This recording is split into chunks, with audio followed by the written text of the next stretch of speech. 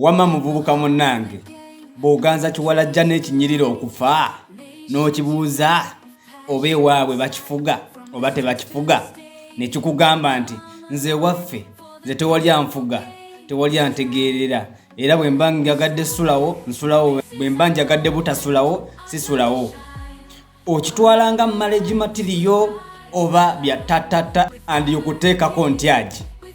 naawe muwalajjana bw'obeera mu relationship ne mwana mulenzi n'omubuuza onjagala oba tonjagala nja kubuuza ku maama aba husband material oba aba sekibotte naye si bye bindeese sizze kukyankalanya relationship yammwe munansonyiwa yo banjogedde byaki kakati ze kugira ku nsonga ya Tamale Mirundi Junior bwoba weetegereza bulungi n'okola analysis ku mbeera ya muvubuka munnaffe Tamale Mirundi Junior ekulagirawo ddala nti ensonga ya byanfuna oba mu luzungu kye bayita posthumous naddala ng'omuntu amaze okufa jjukira nti omugenzi Tamale Mirundi Senior yagenda okufa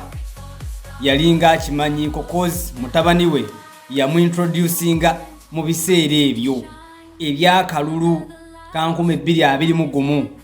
era ne weekanga nti omwana watandise okubanga ategeerekeka era ke kaseera kennyini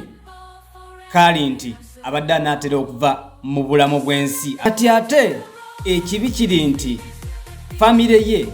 Tamale Mirundi Senior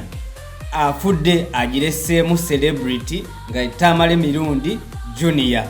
ekitali ku famire ng'eya omugenzi jjajja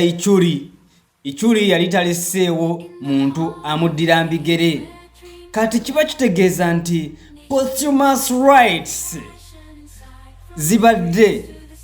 ziina kubanga frontline yazo ekulemberwa Tamale Mirundi Junior okugeza wano ba celebrity be Uganda oba abantu abali prominent e Uganda okubagiza abantu abasinga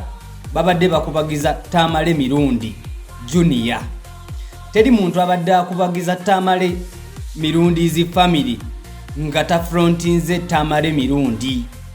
kati ndowooza ab'ekika ne balabanga tebalina we bagenda kukumba bubonero bayinza okubanga waliwo ne office ze babadde bagendamu nga batembeeta erinnya ly'omugenzi birungi byakoledde eggwanga naye nga office ezo zibagamba tetulina kye tusobola bayamba oba bakolera nga temuleese Tamale Mirundi Junior cause abantu abamu bayinza n'okulowooza nti omwana gw'abadde alesse ku nsi ali omu Tamale Mirundi Junior ekintu ekitali kituufu kati posthumous rights ezo tugambe enteekateeka kuba Tamale Mirundi abadde musajja w'amaanyi kati balina okukolayo engeri y'ebijjukizo akati akakasente